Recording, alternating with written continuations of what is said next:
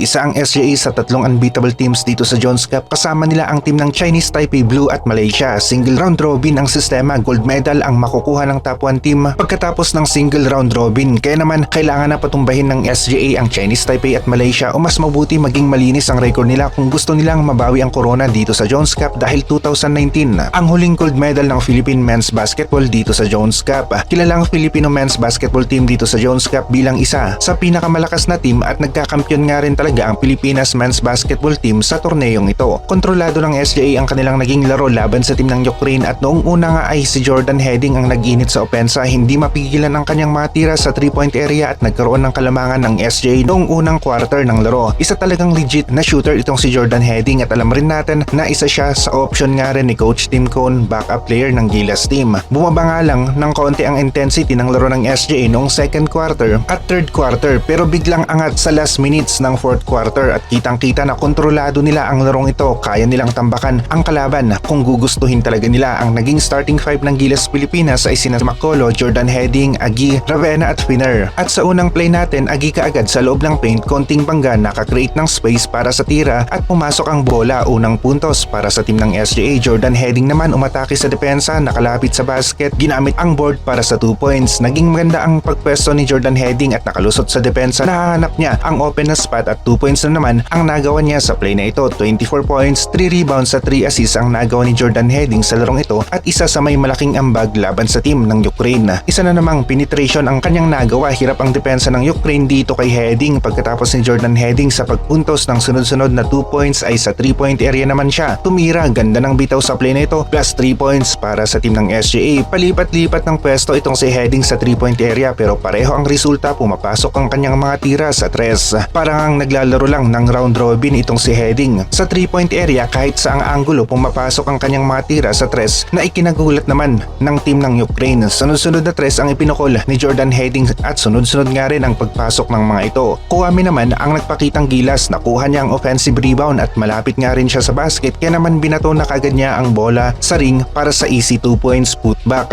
Agi naman gumamit ng puwersa at katawan, nagawang makalapit sa basket para sa isang paboard na tira. Kitang-kita na kayang-kaya ng SJA na tambakan ang team na ito. Dito naman Finner, isang jump shot ang ipinakita, pasok para sa team ng SJA. Chris Macolo nga rin ang may malaking ambag na puntos laban sa team ng Ukraine. Nagmimintis ang ilan sa kanyang mga tira pero mas marami pa rin ang pumasok at nag-init palalo noong fourth quarter. Itong si Chris Macolo, 3 sunod na panalo ito ang nagawa ng SJA pero hindi pa dito natatapos ang kanilang trabaho dahil kailangan nilang pataubin ang team ng USA, Japan, Chinese Taipei Blue at maging ang team ng Malaysia. Nakikita natin napapalag ang Chinese Team Blue dahil home court nila ang venue at marami nga rin sa mga fans nila ang manunood kapag nakalaban na nila ang team ng SJA. Nagawang talunin ng Chinese Team Blue ang Japan, Ukraine at USA.